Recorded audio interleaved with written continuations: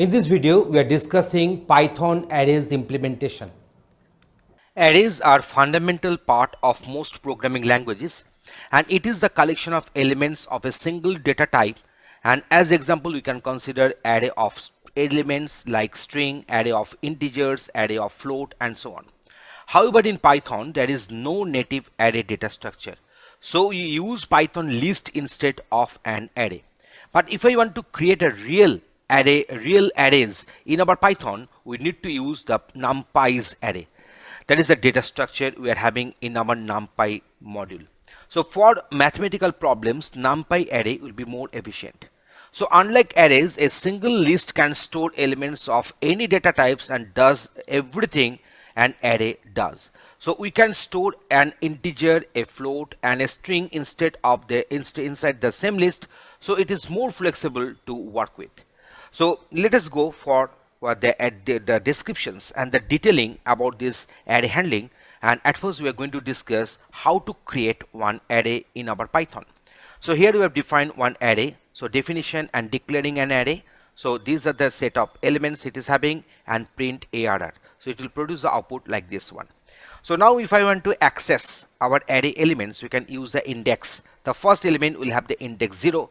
So ARR 0 will print 10, ARR 1 will print 20 here.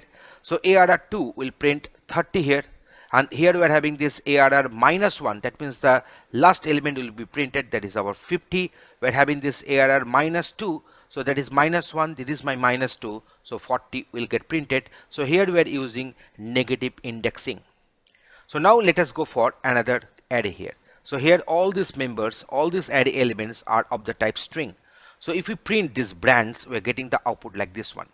So finding the length of the array, we are having the method, that is the inbuilt method, that is our len here. So len brands, so it will return 5 here because we are having 1, 2, 3, 4, 5 elements. So if you print a number of brands, we are getting here 5 as output.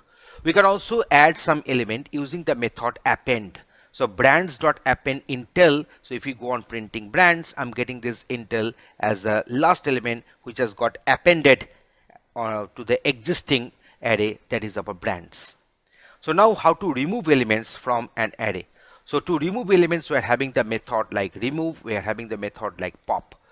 So here we can find that we are having this colors, it is defined there. So let me print the colors here. So going for print colors. Okay. So now if I print these colors, this particular array, we are getting the outcome like this one. So that is the colors I have printed. So now if you go for this del color 4, then after removing this del color 4, if I print, then the outcome will be this one. So that is the color 4 means we are having this 0, 1, 2, 3, 4. So ELO will get deleted because here we have mentioned the index as 4. So now we are having this colors.remove blue.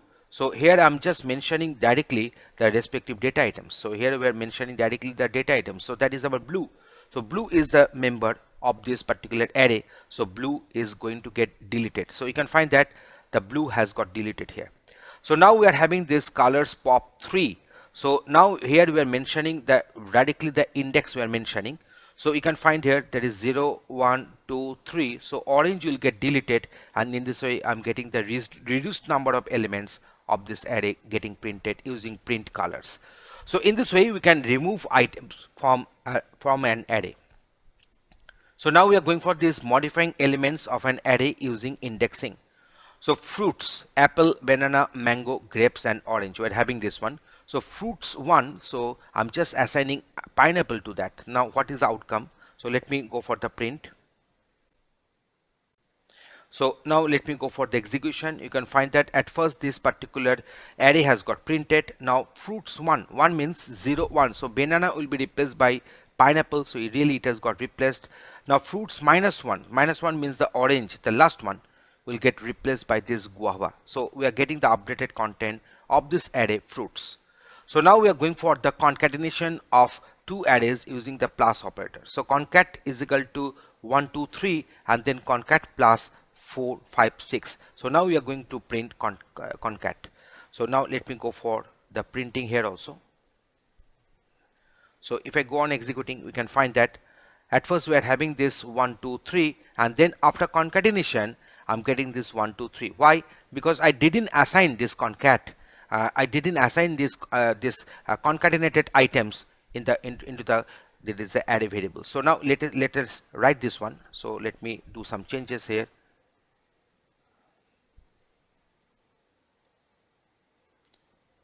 So now if I execute, I can find that. So now this concat has got updated by concat plus 456. So this plus is actually denoting the operator to do the concatenation between two arrays. So now when you are printing this concatenated array, we are getting this 1 2 3 4 5 6. So now we are going for the repeating elements in an array. So let us go for this repeat A, and then repeat is equal to repeat star 5 and then print repeat. So now what is the outcome? We can go for this print. So just executing the same. So at first A is there, and next time repeat is equal to repeat star 5. So this A has got repeated for 5 times. Okay. So now we are having this fruits. So we are having the set of elements are there. So if I go on executing this, so at first we are getting these fruits, this particular array has got printed. Now print fruits 1:4. Always remember the starting index will be inclusive and the ending index will be always exclusive. So that is the index number 0. Index number 1 is this one. So 1 2 3. So I'm expecting banana, mango and grapes should get printed. Yes, they have got printed accordingly. Here the starting index is missing, so it will be considered as 0. So from apple, so 3 means it will proceed up to the index number 2 because 3 will be exclusive. So 0 1 2. So apple, banana and mango should get extracted and should get printed. Apple, banana, mango have got printed. So now it will start from this -4. It will start from this -4.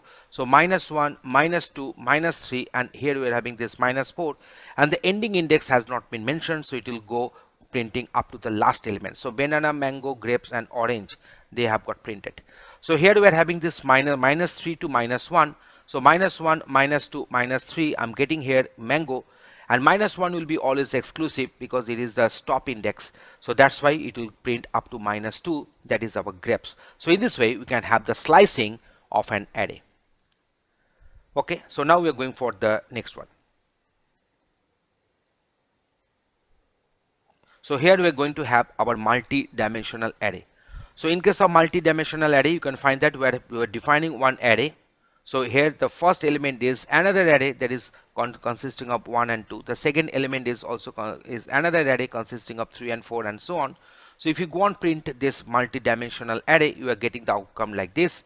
But if you print this multi-dimensional 0, that means this 1 2, this array will get printed accordingly. 3 means 0 1 2 3. So the 7 and 8 will get printed. So multi-dimensional array 2, 1. So 2 and 1, they are enclosed within the square brackets individually. So 2 means 0 1 2. So 2 means this one, and 1 means 0 1. So 6 will get printed. Similarly for 3, 0. So in case of 3 and 0, they are individually enclosed within the square brackets. So 0 1 2 3, that means this particular element and its 0th one. So 7 will get printed here. So in this way we have shown you that how to handle arrays in our Python programming with demonstration and example. Thanks for watching this video.